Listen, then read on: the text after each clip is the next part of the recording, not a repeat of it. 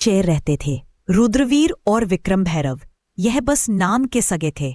खून का रिश्ता था, लेकिन दिलों में जंग छिड़ी थी।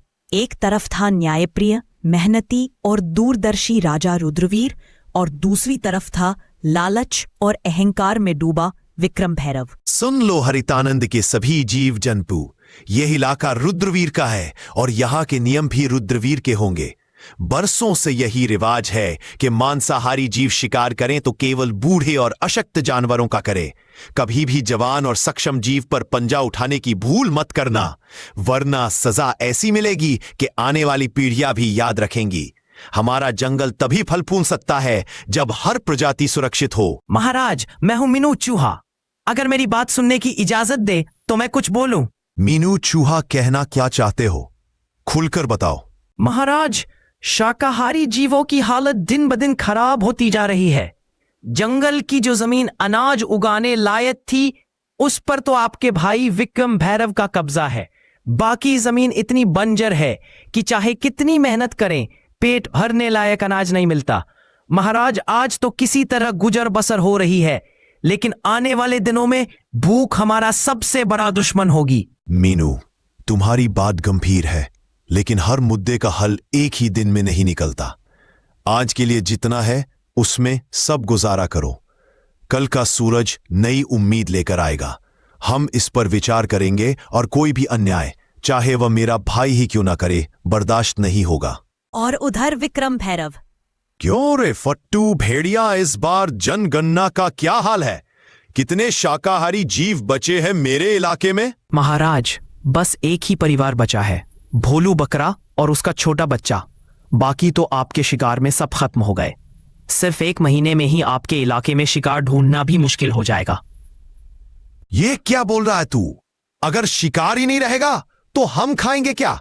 भूख से मर जाएं क्या हम? महाराज, यही तो आपको पहले सोचना चाहिए था। जब से आप राजा बने हैं, आपने इतनी बेरहम शिकारी की है कि गिनने के लिए उंगलियां कम पड़ जाएं। अब हालत यह है कि आखिरी बचा शिकार भी आपके बड़े भाई के इलाके में भाग गया है। भागेगा कहाँ? शिकार मेरा है, चाहे वो भाई के इलाके में क्यों ना चला जाए। आज चाहे आसमान टूट पड़े, मैं उस भोलू बकरा को खाकर ही दम लूंगा। चल फट्टू भेड़िया मेरे साथ। इतना बोलकर विक्रम भैरव और फट्टू भेड़िया दोनों भोलू बकरा के पास जाने लगते हैं। महाराज, यही है रुद्रवीर का इलाका। भोलू बकरा यही छुपा होगा, लेकिन यह जगह आपके लिए खतरे से खाली नहीं है। खतरा विक्रम भैरव के लिए? यह जंगल मेरी रगों में बहता है। फट्टू भेड़िया और शिकार मेरा हक है, चाहे वो भाई का इलाका हो या किसी और का। आज भोलू बकरा का अंत पक्का है। अचानक झाड़ियों के पीछे से भोलू बकरा और उसका बच्चा दिखाई देते हैं, डर के मारे कांपते हुए। भागो मत, तुम्हारा वक्त आ गया है। आज तुम्हारी चीखें इस जंगल में आखिरी बार गूंजेंगी। विक्रम भैरव झपटता है, तभी उसके सामने रुद्रवीर आ जाता है। बस एक कदम और ये जंगल तुम्हारे नाम को हमेशा के लिए मिटा देगा विक्रम भैरव। यह इलाका मेरा है और यहां मेरे नियम चलते हैं। तुम्हारे लालच ने पहले ही तुम्हारे इलाके को वीरान कर दिया। अब तुम मेरी प्रजा पर पंजा उठाओगे। जब तक रुद्रवीर जिंदा है, कोई भी मासूम इस जंगल में डर के साये में नहीं जिएगा। तू मुझे रोक सकेगा? तू सिर्फ अपनी प्रजा का राजा है। मैं इस पूरे जंगल का शेर हूं। मेरा शिकार मुझसे छीनने की हिम्मत कैसे हुई तुझमें? हिम्मत नहीं, फर्ज कहो इसे। राजा वो नहीं जो ताकतवर हो, राजा वो है जो कमजोर को भी उतना ही जीने का हक दे जितना खुद जीता है। अगर तुझे भूख लगी है तो मैं तुझे शिकार दूंगा, लेकिन इस भोलू बकरा का एक बाल भी बांका नहीं होने दूंगा। ठीक है भाई, आज तेरे इलाके का कानून मान लेता हूं, लेकिन याद रख, जंगल के हर कोने में तू नहीं होगा, और जब मैं अकेला शिकार देखूंगा, कोई नहीं आएगा उसे बचाने। रुद्रवीर भोलू बकरे को और उसके बच्चे को अपनी सुरक्षा में लेकर जंगल के अंदर ले जाता है। रात का समय, विक्रम भैरव का अड्डा। आधा चांद आसमान में है, चारों ओर अंधेरा और ठंडी हवा। विक्रम भैरव गुफा के पास बैठा है, उसकी आंखों में लाल चमक। फट्टू भेड़िया पास में खड़ा है, डर और उत्सुकता के बीच। फट्टू भेड़िया, आज की हार मैं भूला नहीं। शेर खान ने सबके सामने मेरी इज्जत मिट्टी में मिला दी। लेकिन जंगल में ताकतवर वही नहीं होता जो सीधे पंजा मार दे। ताकतवर वो होता है जो दुश्मन के किले को अंदर से गिरा दे। महाराज, आपका क्या मतलब है? मतलब ये कि अब हम रुद्रवीर के इलाके में ऐसे बीज बोएंगे जो उसकी प्रजा को उसी के खिलाफ कर दे। हम पहले उसके जंगल में अराजकता फैलाएंगे, अनाज चुराएंगे, पानी के स्रोत गंदे करेंगे ताकि उसकी प्रजा भूखी और प्यासी हो जाए। फिर जब लोग उसके फैसलों से नाराज होंगे तो मैं आऊंगा उनके लिए मुक्तिदाता बनकर। इतना बोलकर विक्रम भैरव और फट्टू भेड़िया दोनों रात में रुद्रवीर के इलाके में चले जाते हैं और वहां जाकर तालाब में सड़ा हुआ मांस फेंक देते हैं और गुफा से अनाज को चुरा लेते हैं और फिर अपने जंगल वापस आ जाते हैं। तभी अगली सुबह। महाराज, आज सुबह जब मैं सीमा की गश्त पर निकला तो मैंने कई जगह पैरों के निशान देखे। वह हमारे इलाके के नहीं हैं। ऐसा लगता है कि कोई रात के अंधेरे में आया, चोरी की और फिर वापस चला गया। ये सिर्फ पानी और अनाज की कमी का मामला नहीं है महाराज, ये किसी बड़े षड्यंत्र की शुरुआत है। मैंने अपने कानों से सुना है महाराज, पिछली रात पहाड़ी के पार कुछ अजनबी भेड़ियों की बातें हो रही थी।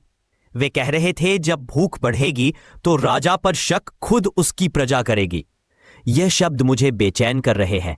महाराज, हमें जल्दी कुछ करना होगा, वरना भूख और डर हमारी एकता को तोड़ देंगे। महाराज, मैं तो बस पानी लेने तालाब गया था, लेकिन वहां की हालत देखकर मेरा दिल बैठ गया। पानी में से सड़ी हुई बदबू आ रही है, मछलियां ऊपर तैर रही हैं। अगर ऐसे ही रहा तो ना हम पी पाएंगे ना फसल उगेगी।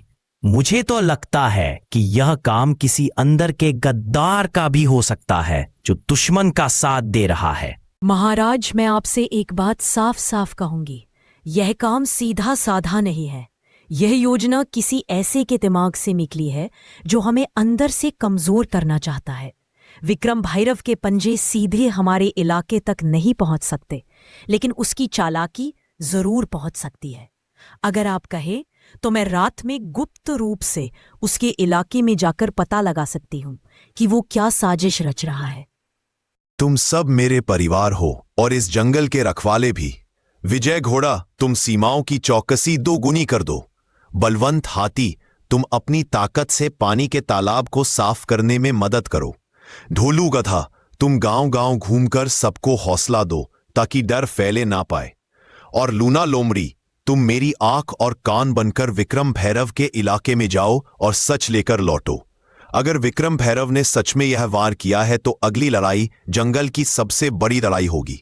सन्नाटे में लूना लोमड़ी रुद्रवीर के आदेश पर विक्रम भैरव के इलाके की ओर बढ़ रही थी। उसके हल्के हल्के कदम सूखी पत्तियों को भी आवाज नहीं करने देते थे। आज उसका हर सांस, हर नजर मौत के साए में थी। मुझे सावधान रहना होगा।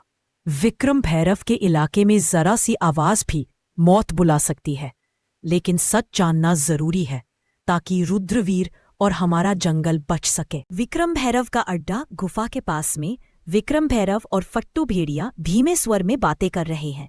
लूना लोमड़ी पेड़ के पीछे छुप जाती है। फट्टू भेड़िया, पहला वार कामयाब रहा। रुद्रवीर की प्रजा भूखी और प्यासी है। अगला कदम यह होगा कि उनके बीच झगड़े करवाओ।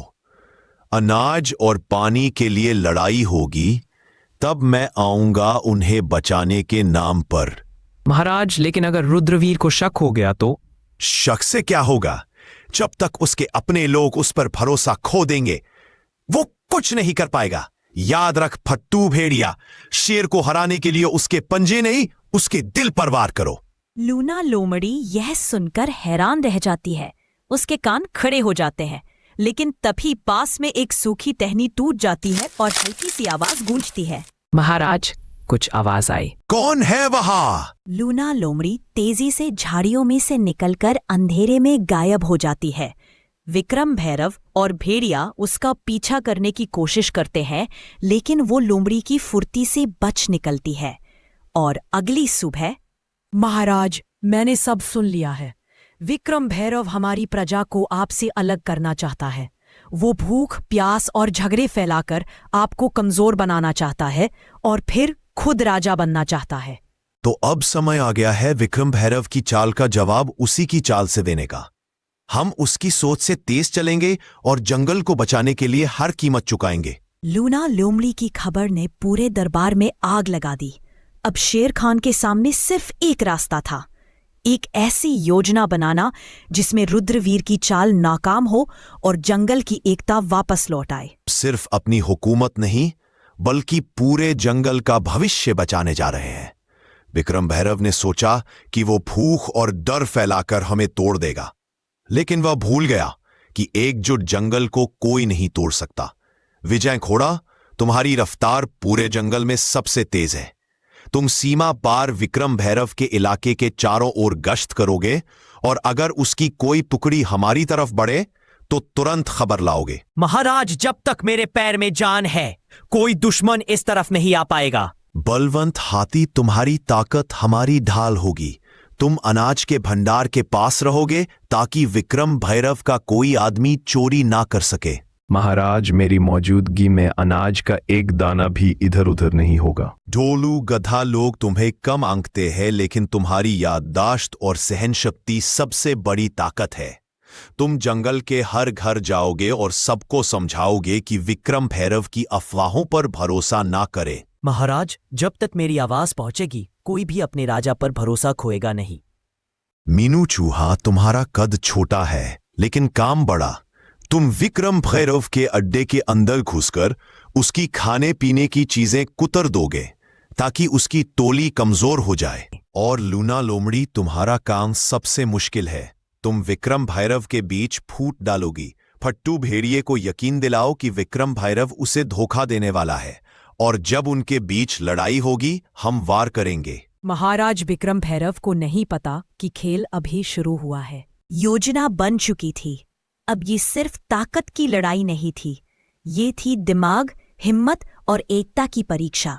जंगल की सांसें तेज हो चुकी थी क्योंकि विक्रम भैरव को खबर तक नहीं थी कि रुद्रवीर ने मोर्चा संभाल लिया है। फट्टू भेड़िए, आज भोलू बकरा मेरे पंजे से नहीं बच पाएगा। जो भी सामने आए उसे रौंद देना। महाराज, रास्ता साफ है लेकिन लगता है कोई हमें देख रहा है। कुछ भी नहीं होगा। अब होगी तो सिर्फ मौत, वो भी रुद्रवीर की। चलो पहले उसके सूखे मांस के बोरे में छेद कर देता हूं, फिर उसके पानी के घड़े में भी। अब देखता हूं कितने दिन ताकत में रहता है। इधर हाथी और लोमड़ी विक्रम भैरव के सामने आ जाता है। रास्ता बंद है। अगर एक कदम भी आगे बढ़ाया तो सीधा आसमान में उछाल दूंगा।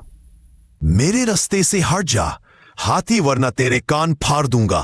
कोशिश करके देख ले। हाँ हाँ फट्टू भेड़िए, सुना है विक्रम भैरव तुम्हारे हिस्से का शिकार खुद खाने वाला है। तुम उसके लिए सिर्फ नौकर हो। क्या वो मुझे धोखा देगा? सोच ले, अभी भोलू बकरा तेरे पंजे में आ सकता है, वरना विक्रम भैरव सब खा जाएगा। महाराज, विक्रम भैरव जंगल में प्रवेश कर चुका है। जल्दी चलिए महाराज।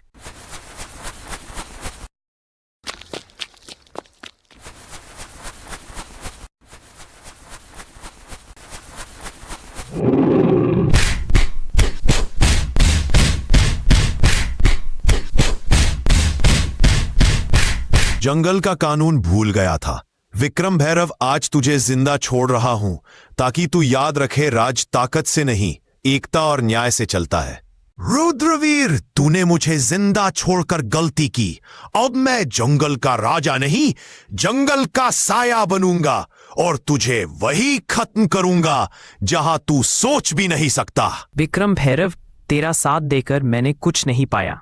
अब मैं रुद्रवीर महाराज के पास जा रहा हूं।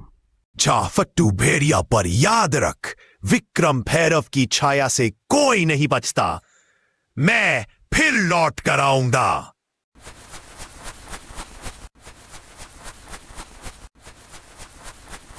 इस जंगल में कोई भी राजा नहीं है। राजा सिर्फ न्याय है और न्याय कहता है जो प्रकृति से विश्वासघात करे उसकी जगह यहां नहीं।